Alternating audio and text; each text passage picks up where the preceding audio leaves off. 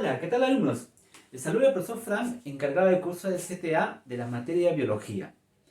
El tema a desarrollar es el origen de la vida.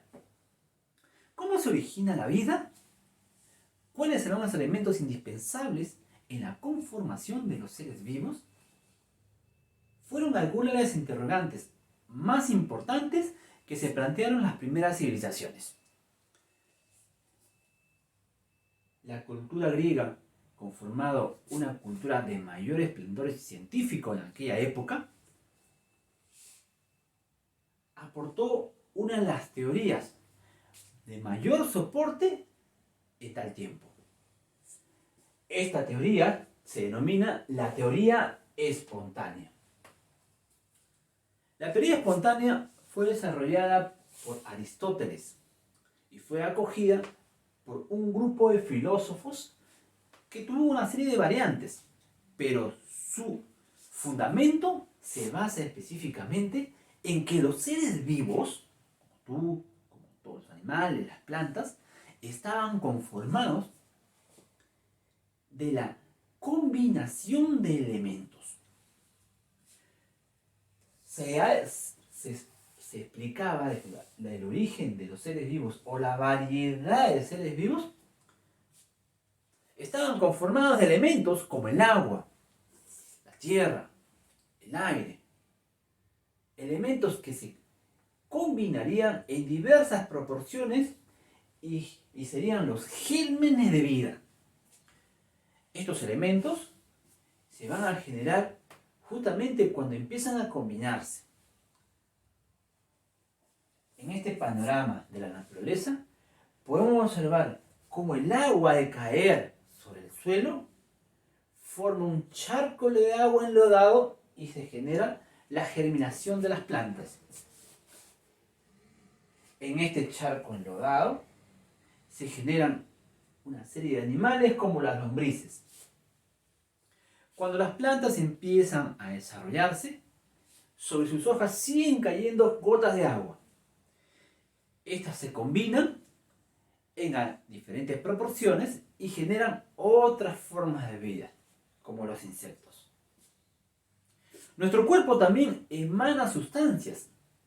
Estas sustancias denominadas sudor, que emanan o salen de nuestro cuerpo, también son gérmenes de vida. Esta sustancia, al combinarse con el aire, van a desarrollar piojos y garrapatas. Esto es más o menos un panorama descriptivo de los sucesos más importantes que desarrolló la teoría espontánea. El fundamento de la teoría espontánea consiste en que el aire, el agua, en diversas proporciones con los otros elementos, van a desarrollar una variedad o diversidad de seres vivos.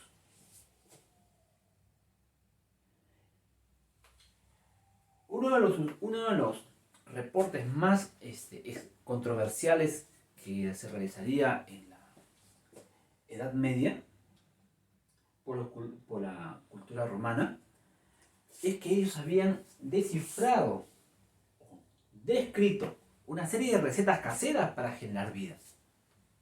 Y entre ellos está, por ejemplo, la receta casera que realiza. Hay un científico romano justamente que hace una serie de recetas, ¿no? Pero el suceso más importante es el generar recetas de vida, por ejemplo, ¿no? En este caso, en esta imagen que ustedes están observando aquí, era de un becerro. Si ustedes observan a un becerro, bueno, en verdad este es un buey, ¿no? Porque también hay ejemplos del becerro. Dice que si matan un becerro, ¿no? Y lo entierran, este becerro, en los cuernos van a salir abejas. Desde los cuernos van a salir abejas. Algo parecido se desarrolló también en la descripción justamente de los bueyes.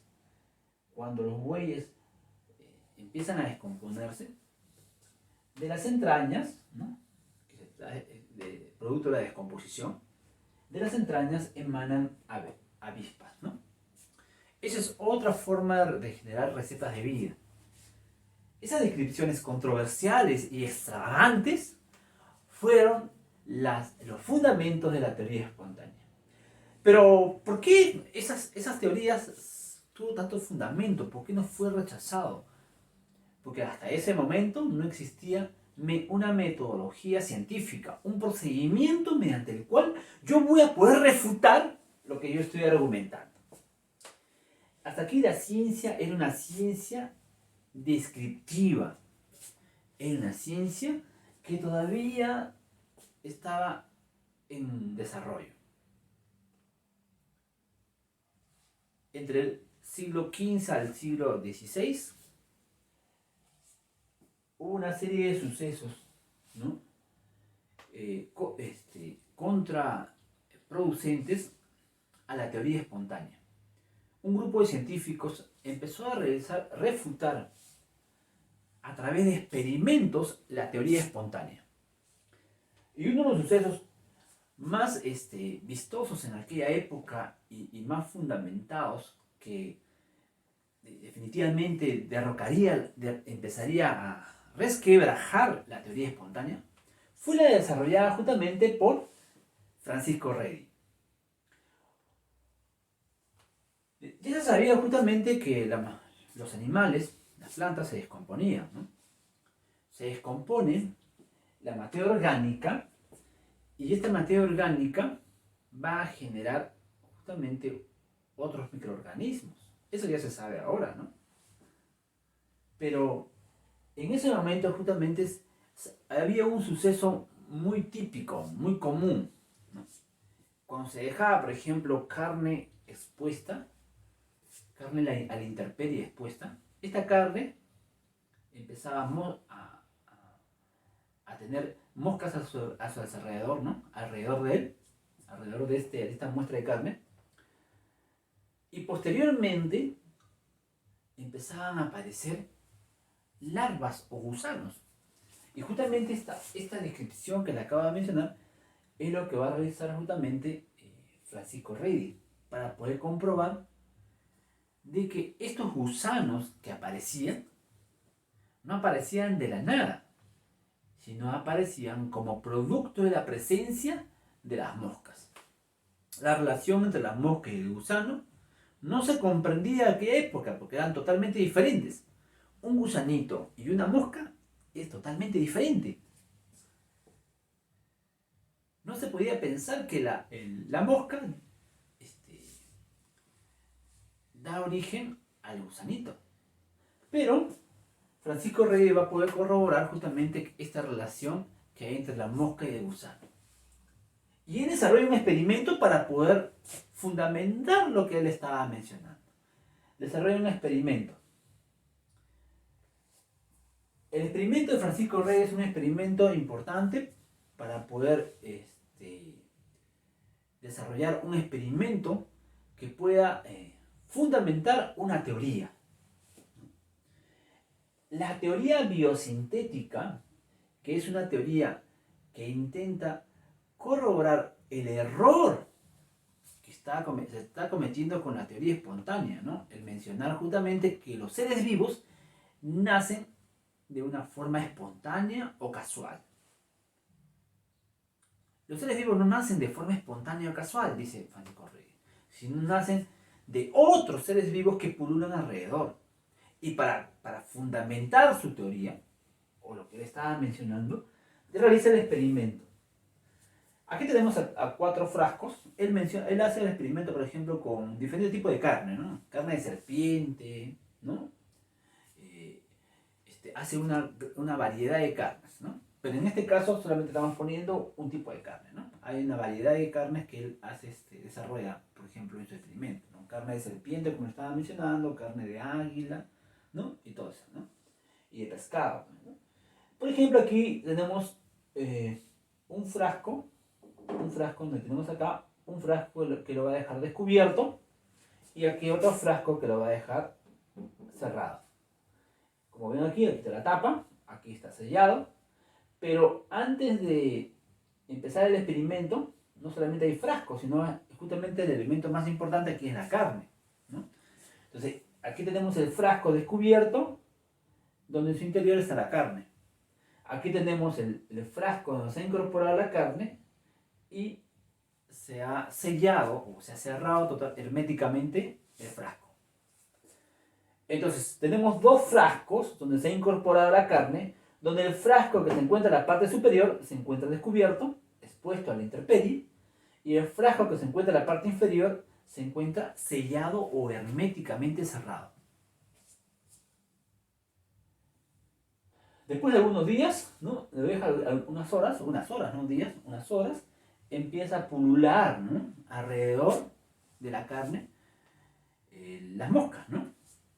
Las moscas, cuando se encuentra justamente el frasco descubierto, pueden ingresar, ¿no? En el interior. La mosca, donde encuentra el frasco cerrado, ¿no? Donde en su interior está la carne, no logra ingresar, ¿no? Y eso justamente lo deja algunos días, y al cabo de algunos días, en la carne que se encontraba con el frasco destapado, aparecen los gusanos. Y en el frasco donde tenía la carne sellada, ¿no? Cerrada con la tapita, no aparece la carne gusanos. En la carne no aparece gusanos. Y justamente aquí va a estar la parte de la respuesta de la que había mencionado. La relación entre la mosca y los gusanos es una relación directa. Francisco Redi concluye de que las moscas son las que originaron a las larvas. Ellas dejan los huevitos y estos huevos posteriormente eclosionan y se convierten en larvas. Es decir, el ciclo de vida de una mosca es una larva.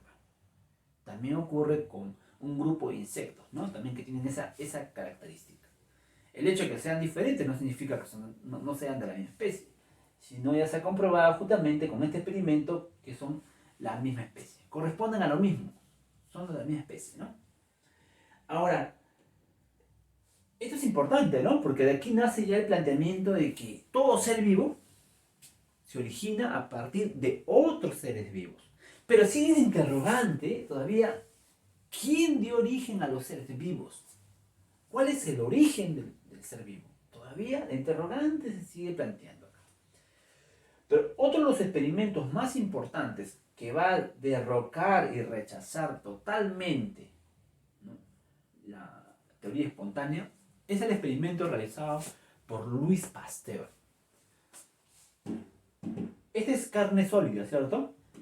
Louis Pasteur va a desarrollar justamente con carne, sopa de carne, ¿no? Carne líquida, o sea, mezcla de carne licuada, ¿no? Agarra, ese es el experimento de Sumatra, ¿no?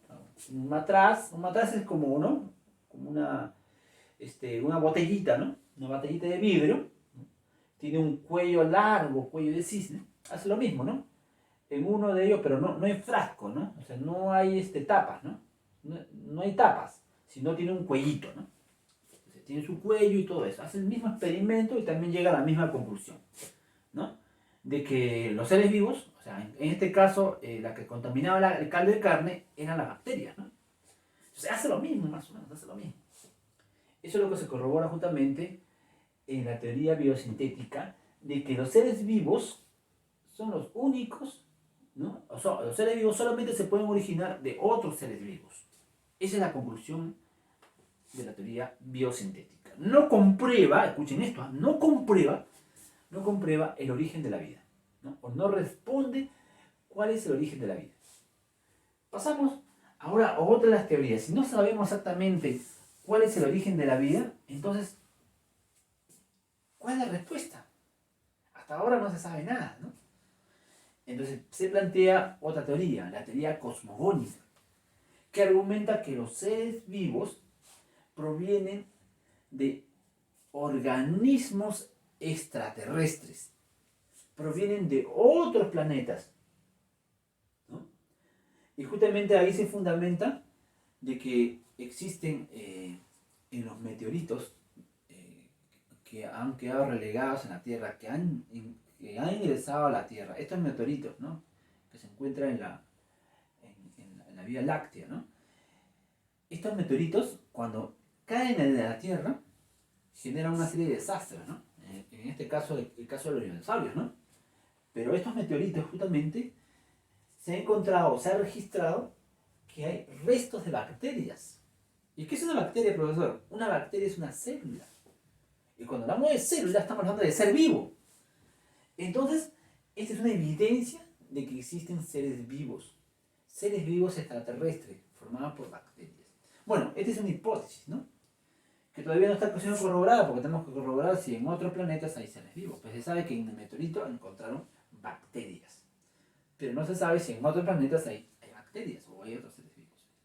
Pero se ha hecho un estudio justamente también no solamente de bacterias, sino también de sustancias.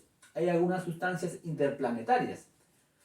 En este caso, por ejemplo, el amoníaco es una sustancia que encontramos en otros planetas, ¿no? El hidrógeno también. Pero en verdad todos hemos sido conformados del mismo origen en la consolidación, ¿no? Pero en este caso es para poder comprender más o menos de que se fundamenta en esas evidencias, ¿no? Entonces, ¿las evidencias cuáles aquí es? Son los restos que tienen ahí, ¿no? Tienen restos, son rezagos, ¿no? de estas bacterias, ¿no? ¿Quién es el precursor de esta época? El precursor que fundamenta esta teoría, ¿no? ¿Quién es? Arrhenius. Él argumenta de que los seres vivos que se encuentran en la Tierra, ¿no? Se han originado justamente de bacterias extraterrestres que llegaron en los meteoritos. Eso menciona Arrhenius. Y aquí está la bacteria, ¿no? Que originó justamente todos los seres vivos que encontramos. Recordemos que las bacterias son los organismos más simples que hay, ¿no? Y estas bacterias al evolucionar van a desarrollar los otros grupos de seres vivos, ¿no? Como las algas, las plantas, los animales, ¿no? Eso se explica en la evolución, ¿no? En la evolución. Ok, entonces, ahí tenemos, miren, Arrhenius, teoría cosmogónica. Los seres vivos son originados por cuerpos extraterrestres. Otra teoría que revolucionó y fundamentó de una forma correcta el origen de la vida, y es justamente la que es válida hasta ahora, ¿no? Es la teoría quimiosintética. La teoría quimiosintética fue postulada por Oparin y Haldane. Oparin y Haldane. Este bioquímico ruso, ¿no? Planteó una de las teorías más revolucionarias y originales que explicaría, ¿no? A través de su postulado, cómo se originaría la vida. Hace 5.000 millones de años se originarían los primeros seres vivos. Estos seres vivos se originaron cuando la Tierra estaba en formación, cuando el agua empezaba a condensarse, cuando la superficie terrestre era inestable, había erupciones volcánicas y emanaban o liberaban sustancias tóxicas, por ejemplo, como el amoníaco, como el metano, como el hidrógeno. Estas sustancias se encontraban justamente en la atmósfera y estas sustancias eran tóxicas, no podían haberse de hecho, ¿no? Pero estas sustancias, cuando se encontraban en la atmósfera, que estamos hablando del metano, ¿no? Estamos hablando de ¿qué más? El amoníaco y el hidrógeno. Y también el agua, ¿no? Cuando estas sustancias se encontraban en el aire y también en el agua, o estas moléculas simples, empezaban a combinarse. ¿Pero cómo se combinaban, profesor? Lo que pasa es que la atmósfera era inestable, había una serie de descargas eléctricas. Estas descargas eléctricas generaría la combinación de estas moléculas y formaría moléculas mucho más grandes. Porque estas moléculas de amoníaco, hidrógeno, ¿no? Metano, eran moléculas tóxicas y eran moléculas pequeñas, ¿no? Pero las moléculas que se formarían después serían moléculas mucho más grandes. Lo que plantea Oparin es justamente de que estas moléculas pequeñas que se formarían en un inicio eran moléculas denominadas inorgánicas o pequeñas. Y formarían moléculas mucho más grandes denominadas moléculas orgánicas. Y entre ellas estamos hablando de las proteínas.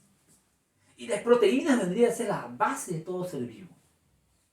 Entonces, en esa dirección iba justamente Oparin. En cómo iba cambiando las moléculas en aquel tiempo, ¿no? Cómo se formaría un caldo nutritivo en el mar que se estaba formando, ¿no? Ese es más o menos ese fundamento que menciona Oparin en su postulado, ¿no? Que él planteó, ¿no? Pero esto fue aceptado por muchos científicos, ¿no? Y tuvieron bastante arraigo, tuvieron bastante aceptación. Y uno de los más fascinados con el postulado de Oparin y Haldane fueron los norteamericanos Stadler y Miller. Ellos mencionan, por ejemplo, que el postulado de Oparin se puede replicar en el laboratorio a través de tubos de ensayos que son acoplados y tienen sistemas que van a permitir la circulación de sustancias y la combinación de estas moléculas, tal como lo había mencionado Oparin. Vamos a ver, ¿en qué consiste este experimento? Este circuito cerrado, circuito le dicen porque justamente, ¿no?, está cerrado, ¿no?, porque circula, circuito porque circula la sustancia, van a funcionar de la siguiente manera. Con la parte inferior, ¿qué hay aquí? Agua, ¿no? Aquí está el agua, aquí hay un calentador. El agua se calienta y el agua se convierte en vapor. Es volátil y circula por aquí y llega a este lugar. A este lugar, en este lugar encontramos ¿qué? Dos electrodos. ¿Qué es un electrodo, profesor? Son justamente son dos barritas de metal, ¿no?, que realizan descargas eléctricas, ¿no? Realizan una serie de descargas eléctricas. Estas descargas eléctricas simularían justamente la atmósfera reductora o inestable que encontraba en aquella época. Ahora, las demás moléculas, ¿dónde están, profesor? Las moléculas volátiles, ¿dónde se encuentran? Se encuentran acá, pues. Aquí se encuentra el metano, ¿no?, como había mencionado Oparin. Aquí se encuentra el hidrógeno y aquí se encuentra el amoníaco. Esos cuatro elementos irían justamente en ese lugar. Por eso el otro viene de acá, pues el agua, ¿no? Entonces son cuatro elementos, ¿no? El agua, que viene aquí, el metano, que ya está acá, el hidrógeno, que también está acá, y el amoníaco, que también está ahí. Esos cuatro elementos empezarían a combinarse con las descargas eléctricas. Posteriormente empezaría a precipitarse moléculas hacia este lugar y se evidencia el enturbamiento de este líquido. El líquido ya estaba enturbado, ¿no? Tenía un color diferente, no era claro como el agua, ¿no? Se evidenciaba justamente de que se estaban formando moléculas. Acá unas horas empezaban a formarse moléculas, se empezaban a turbiarse. Entonces, al sacar esa muestra, Stadler y Miller se sorprendieron cuando observaron justamente restos de proteínas. Y esto causó admiración, ¿no? Porque empezaban a recorrerlo más tiempo y empezaba a formarse más restos de proteínas, una variedad de restos de proteínas. Y se formaban otras moléculas orgánicas también más. Es decir, estas moléculas pequeñas formaban moléculas más grandes, más grandes, más complejas.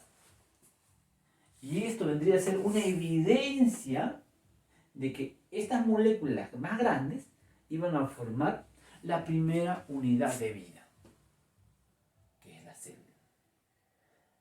Posteriormente, ellos también y otros investigadores realizarían un diseño idéntico, semejante, parecido, ¿no?, con otras moléculas, ¿no? Algunos van a incorporar más moléculas, ¿no?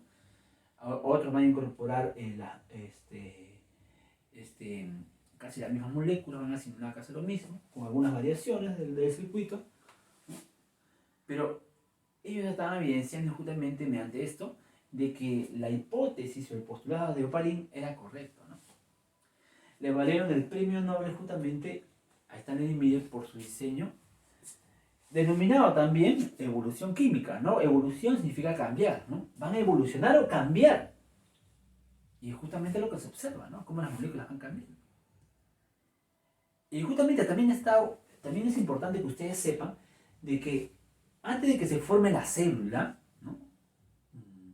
Con la formación justamente de esas moléculas, porque esas moléculas orgánicas o las proteínas van a formar posteriormente la célula, pero antes de formar la célula se formarían estructuras similares a las células y se llama coacervados. No te olvides, ¿eh? Coacervados. Eso es importante que tú sepas, ¿no? De que los coacervados serían los precursores de la célula. ¿Cómo es un coacervado, profesor? Es una esfera, una esferita, un globito, ¿no? Ese globito todavía no tendría las características de una célula, de un ser vivo, ¿no? Como moverse, reproducirse, pero ya sería una evidencia de que la célula se iba a formar, ¿no? Y justamente hay otros científicos que se van a encargar justamente de realizar experimentos con estas moléculas. Y se van a formar los diferentes tipos de coacervados. O sea, están simulando ya los otros pasos intermedios, ¿no? Antes de la formación de una célula. Para poder corroborar que con las moléculas orgánicas que se formaban aquí, se pueden formar nuevas células. Esa es la hipótesis quimiosintética y la más aceptada en la época. Y es justamente lo que hemos desarrollado aquí en esta clase. Hemos hecho una síntesis, ¿no?, de todos los temas más importantes, todas las teorías más importantes justamente que explican el origen de la vida. Entonces no se olvide, teoría espontánea, origen casual, por la combinación de elementos, planteada por ¿qué? Por Aristóteles, ¿no? Existen gérmenes de vida, ¿no? Se ha evidenciado justamente que hay gérmenes de vida para una abeja, una avispa. Hay gérmenes de vida para la formación de las plantas, hay gérmenes de vida para la formación de gusanos, de insectos, hay gérmenes de vida para formar piojos y garrapatas. Y hay recetas caseras también para generar, por ejemplo, ratones, ¿no? Hay también gérmenes de vida para crear otros organismos, ¿no? Pero uno de los sucesos más importantes son los ratones, ¿eh? Hay un científico justamente que habla justamente de poder generar ratones, ¿no? En un frasco, pues, en un frasco cerrado, combinas camisa, ¿no? Camisa sucia, ¿no?, que supuestamente tiene ahí el sudor, ¿no?, y esto se combinaría justamente con el trigo. Y ese frasco lo dejas descubierto y dice que al cabo de 21 días vas a encontrar ratones. Esa es la receta casera, ¿no? Entonces, eso también es otro de las grotescas, ¿no?, descripciones que mencionan ellas como gérmenes de vida. La teoría que rechazó la teoría espontánea se denominó teoría biosintética.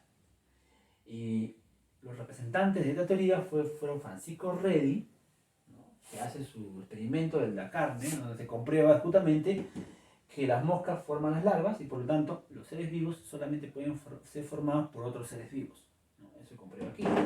Y también el representante de esta teoría biosintética es Louis Pasteur, con su experimento de matraz, ¿no? La teoría biosintética no explica el origen de la vida, sino corrobora el craso error que presenta justamente la teoría espontánea fundamental, que la vida se forma de manera casual, ¿no?, lo que no es correcto. Posteriormente, cuando no se responde al origen de la vida, empieza a tomar auge la otra teoría denominada cosmogónica, que explica justamente que los seres vivos provenimos de otros planetas, ¿no?, de seres extraterrestres. En los meteoritos hay restos o gérmenes de vida, que son las bacterias, y estas fueron las que proliferaron, ¿no?, en la Tierra primitiva y dieron origen a todos los seres vivos. Arrhenius es el encargado justamente de esta teoría, ¿no? Posteriormente, Oparin detalla un postulado donde menciona que nuestra atmósfera primitiva, ¿no?, era inestable. El agua, al condensarse, la superficie al emanar sustancias, ¿no?, libera gases. Estos gases empiezan a combinarse, ¿no?, por las descargas eléctricas, ¿no?, y estas moléculas como el agua, ¿no?, como el el amoníaco, el metano, por las erupciones volcánicas, ¿no? El hidrógeno, también por las erupciones volcánicas, van a empezar a combinarse y van a formar un caldo nutritivo en el mar. Y ahí se formarían los gérmenes de vida, ¿no? Que son los coacervados, ¿no? Que les mencioné en la otra parte, ¿no? Y justamente es este postulado, pero lo que van a realizar el experimento es Stanley y Miller. Estos dos norteamericanos realizan el experimento y ellos justamente observan de que esto sí se puede simular en el laboratorio, ¿no? Se simula en el laboratorio una atmósfera primitiva, donde en un lado tenemos el agua, ¿no? Aquí, que va a ser circular por este lugar, y aquí tenemos las otras moléculas pequeñas, ¿no? Como el amoníaco, el hidrógeno y el metano, ¿no? Van a haber dos electrodos que van a realizar descargas eléctricas para combinar estas cuatro moléculas simples, y finalmente se va a formar justamente, al precipitarse el agua, al condensarse el agua, se van a formar moléculas como las proteínas, residuos de proteínas, ¿no? Y se formaría justamente las coacervados, que serían los precursores de las células, ¿no? A partir de las proteínas. Los coacervados son esferas, ¿no? Proteicas que van a formar las primeras células de vida. En esa manera, la teoría químico-sintética es la teoría que fundamenta de una forma correcta el origen de la vida. Los seres vivos nacen por evolución química. Ese es el fundamento actual de cómo nos hemos originado los seres vivos. Bueno, jóvenes, esperemos que les haya gustado. Hasta una próxima oportunidad. Pasamos con la práctica. Muy bien, jóvenes. Saludos.